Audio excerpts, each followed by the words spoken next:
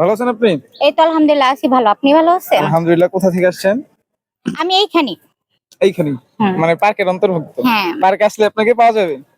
হ্যাঁ পাওয়া যাবে বাট শুক্রবার বাদে। আচ্ছা, আপনার জন্য একটা ঝটপট প্রশ্ন। 10 টাকা দিয়ে এমন একটা জিনিস কিনবেন যা দিয়ে পুরো ঘর সাজানো যাবে। কি হতে পারে এটা? সেটা জামাই কিনে আনবো 10 টাকা দিয়া। তাহলে জামাই সাজায় দিব ঘরটা। 10 টাকা দিয়ে জামাই কিনবেন? হুম। এটা কিভাবে? ওই যে 10 টাকা দিয়ে কিনতে বলছেন তাহলে 10 টাকা দিয়ে কিনবো। 10 টাকা দিয়ে কি জামাই কিনা যায়? আপনিই তো বললেন কিনতে। আমি তো বলছি কিনতে, কিন্তু 10 টাকা থেকে জামাই কিনা যায়? জামাই কিনতে হবে তাহলে ঘরটা সাজায় দিবে না। দর্শক, আপনারা অবশ্যই কমেন্ট করবেন 10 টাকা দিয়ে কি কিনা যায়, আর আপু যদি উত্তরটি সঠিক বলে থাকে অবশ্যই জানাবেন। নেক্সট প্রশ্ন। আহ, তো অনেক পৃথিবীতে এমন একটা প্রাণী আছে যা জন্মের পর 2 মাস ঘুমায়। এটা বাংলাদেশেও আছে। জন্মের পর হুম। 2 মাস ঘুমায়। হ্যাঁ, এটা আমি জানি বাট আমার এখন মনে পড়তেছে না। একটু চেষ্টা করেন। এটা কিন্তু বাংলাদেশেও আছে। জন্মের পর ঘুমায়। 2 মাস ঘুমায়। ও আরেকটু ট্রাই। পারেন? এটা কুমির। আমার কুমির কিভাবে ঘুমায় জন্মের পর 2 মাস? আমি এটা পারতাম বাট ভুলে গেছি। এটা ক্লু দেই আপনাকে। দেন। এটা মানুষের ক্ষেত্রে।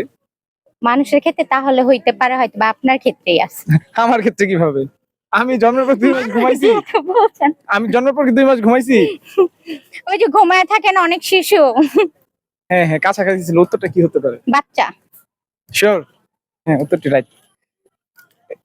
এটা কিন্তু ক্যামেরায় নিয়েন না। ও আচ্ছা আচ্ছা। আচ্ছা। আচ্ছা, ঠিক আছে ঠিক আছে। আপনার জন্য আরো একটা সহজ প্রশ্ন করব। গরু চিনেন? হ্যাঁ চিনি তো। ছাগল চিনেন? চিনি।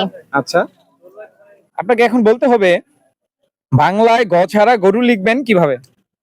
কাউ। কারণ ইংলিশ। আমি বাংলায় গ ছাড়া গরু লিখবেন কিভাবে? ও বাংলায় গরু। গাধা। গাধা কি গরু? হ্যাঁ না না, সেটা গাধা। গাধাই গরু। না না না, গাধা গাধা কিভাবে গরু হয়? ওই যে বলে না গরু গাধা। না, উত্তরটা এরকম না। গরু বল লিখতে হবে ঘ ছাড়া। গাধা হচ্ছে আরেকটা প্রাণী, গরু হচ্ছে একটা ও প্রাণী, আচ্ছা। মহিষ হচ্ছে আরেকটা প্রাণী। মানে গ ছাড়া গরু গরু লিখবো। লিখতে হবে। কিভাবে লিখবেন গ ছাড়া গরু? খুবই সহজ ছিল। ক্লু দিতে হবে? গ ছাড়া লিখবো আর কি। হ্যাঁ হ্যাঁ, গ লেখা যাবে না, গরু লিখবেন। আমাকে বুঝাইতে হবে ওটা একটা গরু, অন্য একটা নাম দিয়ে বুঝাই। ও কিছুদিন আগে কুরবানি দিয়েছে, বাজার অনেক উঠছিল। এই কুরবানি দেই চিনেন? গরু। আচ্ছা, পাঠা চিনেন? পাঠা। হ্যাঁ পাঠা চিনি তো। আর একটা হচ্ছে খাসা চিনেন? না খাসা চিনি না। মানে ছাগলের মধ্যে একটা পাঠা একটা খাসা, যেটাকে যে মুসলমানি করানো হয় ওটাকে কি বলা হয়? খাসা। ইয়া ওরা খাসি বলে। খাসি। আপনি খাসা কইতাছেন। আচ্ছা, যে খাসা খাসি একই। আচ্ছা, খাসি সেম। গরুর ক্ষেত্রে এরকম একটা ক্লু দিলাম আপনাকে।